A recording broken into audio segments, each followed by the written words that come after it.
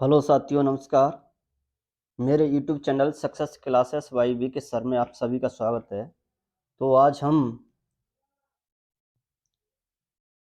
अध्याय 1 चैप्टर 1 पुष्पी पादपों में लैंगिक जनन के बहुविकल्पी प्रश्न को हल करेंगे और इनसे कहीं ना कहीं ये प्रश्न पेपर में आपको अवश्य मिलेंगे, क्योंकि 27 फरवरी को बायो का पेपर होने वाला है। तो इससे पहले मैं कुछ अध्याय 1 के क्वेश्चन बता रहा हूँ जो आपको पेपर में आपको मिल सकते हैं। तो ये पेपर के लिए बहुत ही महत्वपूर्ण है। तो देखते हैं। सबसे पहले बहुविकल्पी प्रश्न। तो पहला है, पीढ़ी एकांतरण के अंतर्गत आती है। तो अगुणित पीढ़ी और द्विगुणित पीढ़ी, तो इसका सी सही है, यानी दोनों ही इस पीढ़ी एकांतरण के अंतर्गत आती हैं, अगुणित पीढ़ी और द्विगुणित पीढ़ी। इसमें अगुणित तो गैमेटोफाइट होता है और द्विगुणित होता है वो स्पोरोफाइट पीढ़ी होती है, और अगुणित पीढ़ी होती है वो गैमेटोफाइट कहलाती है। अगला है, पूर्ण पुष्प के सहायक चक्र में उपस्थित नहीं होता है। तो बायदल दलपुंज और सी दोनों ए बी और पुमंग। तो इसका डी सही है, यानी पुमंग। इसका डी सही है, पुमंग। इसमें पूर्ण सहायक चक्र में उपस्थित होता है। यह एक मुख्य नर जननांग होता है। ये मुख्य जननांग होता है, सहायक जननांग नहीं होता है, ये मुख्य जननांग होता है। अगला है, पादपों में लैंगिक जनन में भाग लेती हैं। तो पुष्प है, शाखाएं हैं, पत्तियां हैं और फोर्थ है ये सभी। तो इसमें केवल सी सही है, इसका सी। इसमें केवल पुष्प ही लैंगिक जनन में भाग लेता है। शाखाएं, पत्तियां, पुष्प ये सभी, ये सब शाखाएं पत्तियां इसमें भाग नहीं लेती हैं जनन में, लेकिन पुष्प ही जनन में भाग लेता है। अगला है, एपिटम कोशिका में पाई जाने वाली यूवी संरचना किसके निर्माण में सहायता करती है। तो इसका बी सही है, बायचोल। ये बायचोल के निर्माण में सहायक होती हैं, सहायता करती हैं। अगला है,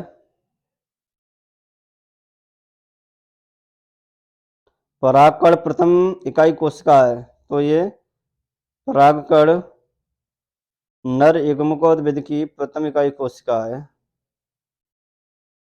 इसका बी सही है, बी राइट है।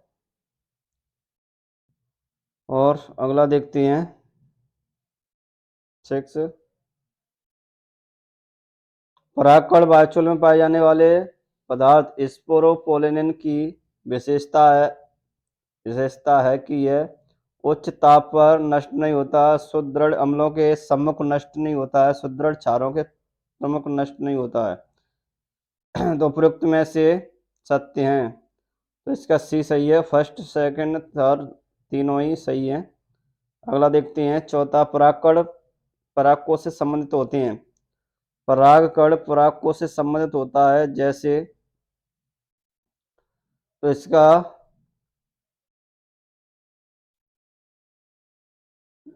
अगला पहला है, नर युग्मकोद्भिद मादा युग्मकोद्भिद से होता है। नर युग्मकोद्भिद अंडाणु से होता है।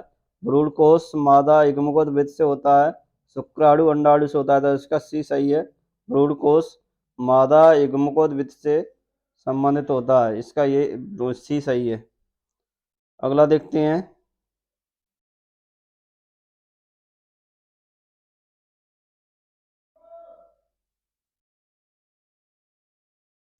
अगला है,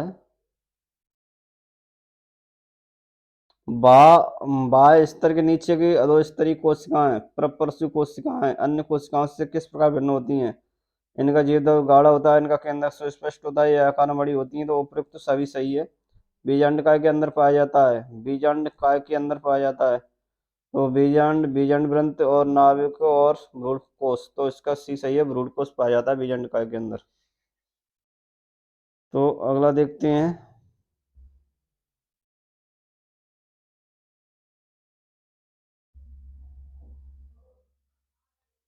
10वां है, अंदर से शुरू होकर बीजांड के भागों का सही क्रम है। तो पहला है अंडाणु बीजांड का भ्रूणकोश अध्यावरण। दूसरा है अंडाणु भ्रूणकोश बीजांड का अध्यावरण। सी है भ्रूणकोश बीजांड का अध्यावरण अंडाणु। चौथा है अंडाणु अध्यावरण भ्रूणकोश बीजांड का। तो इसका अंदर से इसका सी सही है। सी इसका सही है, भ्रूणकोश, फिर बीजांड का, उसके बाद अध्यावरण, फिर अंडाणु। अगला देखते हैं, स्थिति के आधार पर सैम का बीजांड होता है।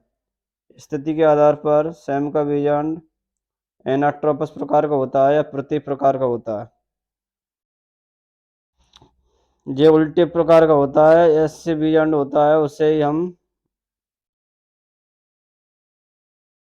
इससे ये एनाट्रोपस बीजांड है, या उसे उल्टा बीजांड भी कहते हैं। अगला है भ्रूणकोश विकास के लिए निम्नलिखित में से कौन सा क्रम सही है। भ्रूणकोश विकास के लिए तो इसमें पहला है आर्किस्पोरियम गुरुबीजाणु और गुरुबीजाणु मात्र कोशिका। और अगला है आर्किस्पोरियम और गुरुबीजाणु मात्र कोशिका, गुरुबीजाणु भ्रूणकोश। तीसरा आर्किस्पोरियम गुरुबीजाणु, गुरुबीजाणु विद और भ्रूणकोश।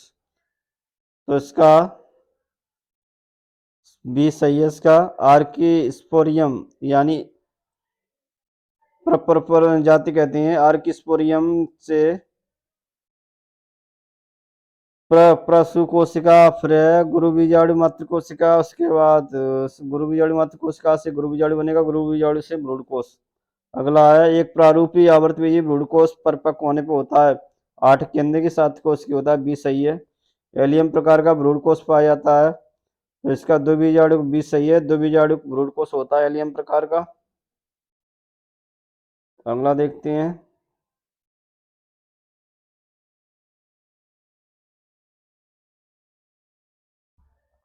खुशबूदार पादपों में अच्छी तरह विकसित नेक्ट्रीज किस कारण अनुकूलित होती है। तो एंटोमोफिली इसका सही है। एंटोमोफिली, हाइड्रोफिली जल परागण, जूफिली जंतु परागण, और एनिमोफिली होती है एनिमोफिली वायु परागण, एंटोमोफिली होता है कीट परागण। तो कीट परागण की पुष्पों की विशेषता नहीं है, तो इसमें दलपुंज मकरंद वाले होते हैं। वर्तिकाग्र प्राय दलपुंज के भीतर स्थित होती है। कीट शुद्ध वंश चलाने के लिए परागण करते हैं।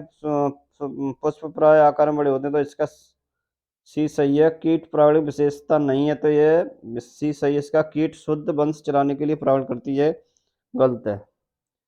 यानी इसमें गलती पूछ रहा है, विशेषता नहीं है, तो इसका सी सही है। इसकी भी है कीट परागण की विशेषता नहीं है, क्योंकि कीट शुद्ध वंश चलाने के लिए परागण करती है, इसकी विशेषता नहीं है। अगला देखते हैं, अति लघु त्रिफसन गुड़ैल एवं सरसों के पुमंग में कितने पुंकेसर होते हैं। तो गुड़ैल में असंख्य पुंकेसर होते, असंख्य। इसे एक मालवेसी कुल का पौधा है गुड़ैल। मालवेसी कुल में पाए जाने वाले पुंकेसरों को एक संगी कहते हैं, एक संगी। अगला है सरसों में पुंकेसरों की संख्या 6 होती है, 6 होती है, जिसमें 2 छोटे बाहर की ओर और बड़े 4 अंदर की ओर होते हैं। ऐसे तो इन्हें चतुर्दीर्घी कहते हैं, चतुर्दीर्घी।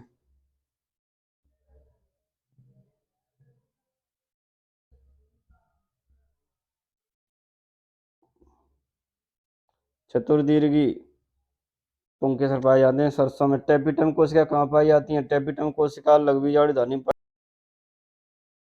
अगला है टेपिटम कोशिका कहाँ पाई जाती है। टेपिटम कोशिकाएं लघु बीजाणु धानी पाई जाती है, लघु बीजाणु धानी में पाई जाती है, लघु बीजाणु धानी। टेपिटम कोशिकाएं लघु बीजाणु धानी में पाई जाती है। इनका मुख्य कार्य होता है विकासशील परागकणों को पोषण प्रदान करना। काय किसे कहती हैं? तो यूविस काय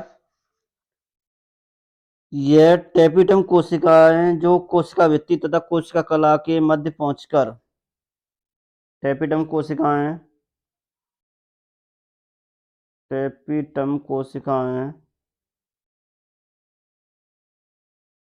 टेपिटम सेल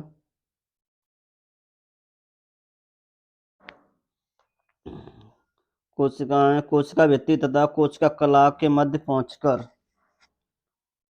कोशिका भित्ति सेल वॉल तथा सेल मेम्ब्रेन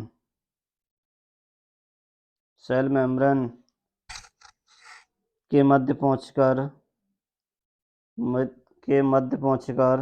सेल मेम्ब्रेन होती है कोशिका कला के मध्य पहुंचकर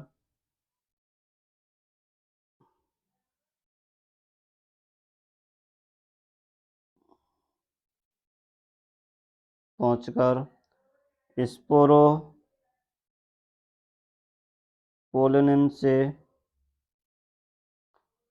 से घिर जाती है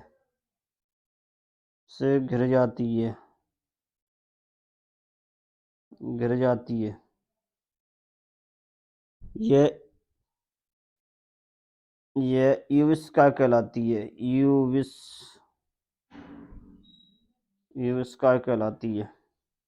यूविस काय परागकण की बाह्य भित्ति के निर्माण में सहायक होती है।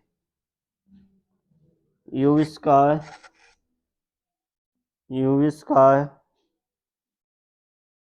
का मुख्य कार्य परागकण की बाह्य भित्ति का निर्माण करना है। परागकण की बाह्य भित्ति का निर्माण करना होता है। बाह्य भित्ति। अगला है संयुक्त परागण किसे कहती हैं? संयुक्त परागण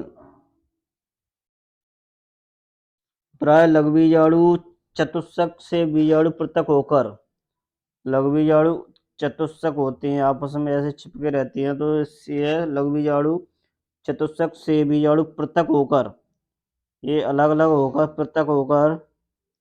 पृथक होकर परागधानी में बिखरे रहती हैं, पृथक हो जाते हैं और ये परागधानी में बिखरे रहती हैं। लेकिन कुछ पादपों में चारों लघुबीजाणु या परागकण एक साथ जुड़े होती हैं। कुछ पादपों में चारों परागकण या चारों लघुबीजाणु एक साथ आपस में जुड़े रहते हैं, तो उसे ही हम संयुक्त परागण कहते हैं। यह टाइफा में पाया जाता है। टाइफा संयुक्त परागकण टाइफा में पाया जाता है। टाइफा। अगला है मदार के परागकण मिलकर एक विशिष्ट रचना बनाती हैं। संरचना क्या कहलाती है? तो यह परागपिंड कहलाती है। परागपिंड कहलाती है। जैसे मदार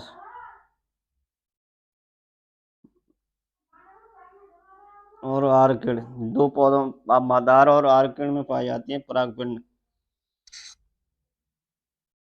मदार के परागकण मिलकर एक विशिष्ट रचना में बनाते हैं। कुछ पादपों में लघुबीजाणु या परागकण मिलकर एक विशेष रचना में बनाते हैं, उसे परागपिंड कहते हैं, जैसे मदार और आर्किड। अगला है स्त्रीकेसर पर टिप्पणी लिखिए। तो स्त्रीकेसर पुष्प का मादा जनांग होता है। इसमें मुख्य 3 भाग होते हैं। ऊपर का भाग घुंडीनुमा होता है, इसे हम वर्तिकाग्र कहते हैं। और नीचे का खोखला भाग है, इसे हम स्टाल कहते हैं। और सबसे नीचे है ये गोल थैलीनुमा संरचना, इसे हम अंडाशय कहते हैं। तो इसमें प्रत्येक स्त्रीकेसर में ये वर्तिका और अंडाशय संरचना होती है। यह पौधे का पुष्प का मुख्य मादा जनांग होता है। अगला है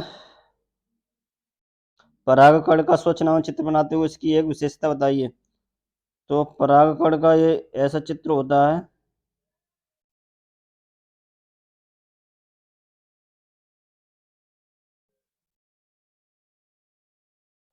ये परागकण का चित्र है। तो ये एक्सन है,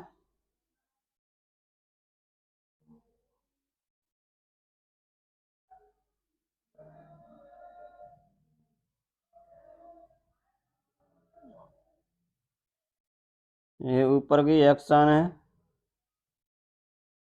नीचे की ये वाली इसे कहते हैं इंटर्न, और इसमें जरमपोर कहते हैं, जरमपोर, जरमपोर। तो ये परागकण का चित्र है। इसकी एक मुख्य विशेषता यह है कि परागकणों के द्वारा सबसे बड़े आकार के परागकण मिराबिलिस जलापा के होते हैं, और सबसे छोटे आकार में सबसे छोटे परागकण मायोसोटिस के होते हैं। और इसकी मुख्य विशेषता है कि परागकणों के द्वारा ये नर युग्मक का निर्माण होता है, और इससे निषेचन की अंडाशय में पहुंचकर ये अंड कोशिका से संलयन करती हैं। निषेचन की क्रिया इन्हीं के द्वारा होती है।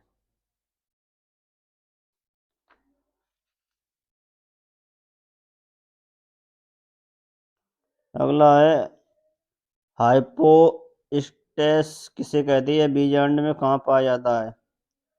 तो हाइपोस्टेस यह भ्रूण कोश के नीचे बीजांडकाय में लिग्नन युक्त कोशिकाओं का समूह हाइपोस्टेस कहलाता है। इसका मुख्य कार्य है, यह भ्रूण कोश है, भ्रूण कोश, भ्रूण कोश है। तो इसके बीजांडकाय, ये बीजांडकाय, इसके बीजांडकाय का जो नीचे का बीजांडकाय के नीचे भ्रूण कोश के नीचे बीजांडकाय में लिग्निन युक्त कोशिकाओं का समूह, जो लिग्निन युक्त कोशिकाओं का समूह होता है, इसे ही हम हाइपोस्टेस कहते हैं। इसका मुख्य कार्य है जल का संतुलन बनाना, और जिससे भ्रूण कोश को सिकुड़ने से बचाता है। यह लिलियसी यह लिलियसी यानी प्याज, प्याज, और यूफोरबिएसी, यूफोरबिएसी, यूफोरबिएसी का पौधा है अरंडी, यूफोरबिएसी, और जिंजीबरेसी, जिंजीबरेसी।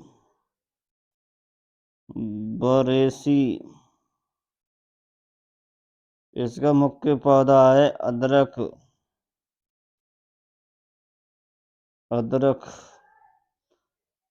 तो इन पौधों में हाइपोस्टेस पाया जाता है।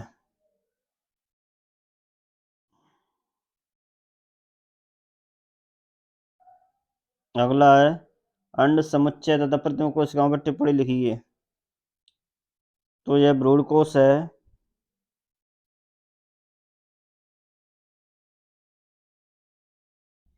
तो सबसे भ्रूण कोश में ये ऊपर की कोशिका होती हैं, इन्हें हम प्रतिम कोशिका कहती हैं। प्रतिम कोशिकाएं का मुख्य यह जनन के समय नष्ट हो जाती हैं,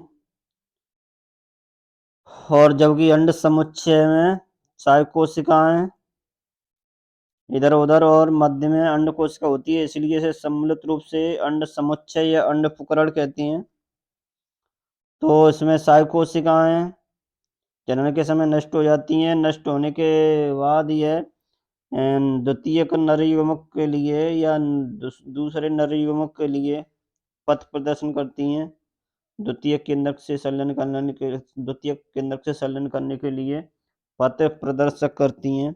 और अंड कोशिका का मुख्य कार्य प्रथम नर युग्मक से संलयन करके दोगुणित जायगोट का निर्माण करना होता है।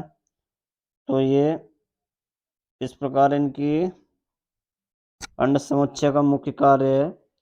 अंड कोशिका से नरेगा प्रथम नरेगा में संलग्न करता है, जिससे दुगुड़ जायगोट बनता है। जायगोट वृद्धि करके भ्रूण बनाता है और भ्रूण से नए पौध का निर्माण होता है। तो अगला है, एक बीजाणु भ्रूण कोश किसे कहती हैं? इसमें विभिन्न प्रकारों में वर्णन किया है। इस प्रकार वह बीज जो एक बीजाणु से उत्पन्न भ्रूण कोश को एक बीजाणु को या मोनोस्पोरिक भ्रूण कोश कहते हैं। इसमें एक क्रियाशील दीर्घ बीजाणु से भ्रूण कोश के निर्माण को ही हम एक बीजाणु के निर्माण भ्रूण कोश कहते हैं। कृत्रिम परागण किस और इसमें विभिन्न प्रकारों का वर्णन कीजिए। तो एक बीजाणु भ्रूण कोश होता है। भ्रूण कोश के विकास में 4 में से केवल एक गुरु बीजाणु भाग लेता है। यह 2 प्रकार का होता है, पॉलीगोनम प्रकार का भ्रूण कोश और आयनोथेरा प्रकार का भ्रूण कोश। ये भ्रूण कोश है। तो अगला है, कृत्रिम परागण किसे कहते हैं? तो मनुष्य द्वारा अपनी स्वेच्छानुसार परागकण चिमटी की सहायता से परागकणों को एक पुष्प की वर्तिकाग्र में पहुंचा पर पहुंचा देती हैं। तो इस प्रकार मनुष्य द्वारा होने वाले परागण को कृत्रिम परागण कहती हैं। कृत्रिम परागण का महत्व बताइए। कृत्रिम परागण के द्वारा ही हरित क्रांति आदि विकसित हुई हैं। इससे अधिक पैदावार होती है, अच्छे पौधे उत्पन्न होते हैं, उनसे फल या बीज स्वस्थ होते हैं। तो इसके यही, और इनसे संकर पौधों का मिश्रण प्राप्त होता है। जिस प्रकार इसके महत्व है।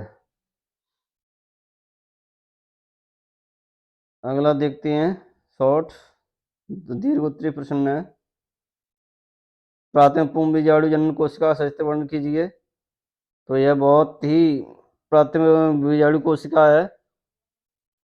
तो ऐसी प्राथमिक बीजाणु कोशिका होती हैं। तो इसमें सर्वप्रथम हाइपोडर्मल सेल अन्य कोशिकाओं से उनका बड़ी हो जाती हैं, क्योंकि उनका केंद्र स्पष्ट होता है और उनमें जीव द्रव्य गाढ़ा होता है, जिससे ये कोशिकाएं अब आर्ची स्पोरियल सेल कहलाती हैं या प्रपरसु कोशिका कहलाती हैं। तो प्रपरसु कोशिकाएं प्रसु कोशिका कहलाती हैं। प्रपर कोशिका अन्य कोशिकाओं से बड़ी होकर और यह परिणत विभाजन के द्वारा 2 कोशिका का निर्माण कर लेती है। बाहर की ओर प्राथमिक भित्ति कोशिका और अंदर की ओर प्राथमिक पुम बीजाणु जनन कोशिका का निर्माण कर लेती है। प्राथमिक भित्ति कोशिका विभाजन 1 या 2 बार विभाजित होती हैं या बिना विभाजन के रहती है, जबकि प्राथमिक पुम बीजाणु कोशिका में मियोसिस विभाजन द्वारा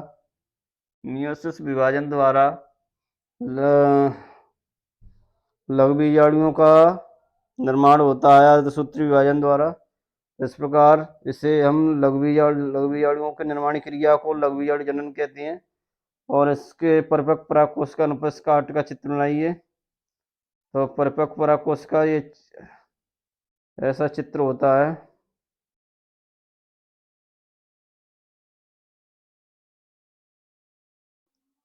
ऐसा चित्र होता है परागकोश का। इसमें लघु बीजाणु धानी है और ये कनेक्टिव टिश्यू होता है, समानुतक होता है और ये इसकी परत होती है, एपिडर्मिस होती है। उसके मध्य में 3 परत होती है, उसे हम मध्य स्तर कहते हैं। और बीच में होती है, उसे हम लघु बीजाणु धानी कहते हैं। लघु बीजाणु धानी में ही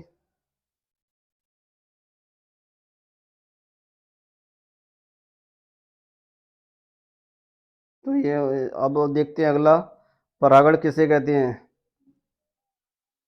तो ऐसे ही लघु बीजाणु धानी का जो मध्य परत होती है, उसके बाद जो अंतिम परत होती है, उसे टेपिटम कहते हैं।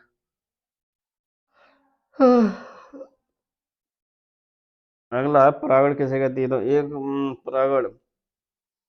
परागकोश से परागकणों का वर्तिका को पहुंचना ही परागण कहलाता है। परागण की निम्नलिखित विधियों का वर्णन कीजिए। परागण में निम्नलिखित विधियां होती हैं।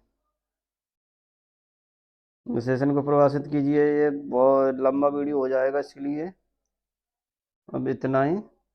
तो निषेचन मैंने पढ़ा ही दिया है, निषेचन को पढ़ा ही दिया। नरयुग्म को और मादा युग्म सलन क्रिया को निषेचन निषेचन कहते हैं। निषेचन के द्वारा दुगड़ित जैवोटिक निर्माण होता है। ये सब पढ़ा दिया है। तो देखते हैं अगला।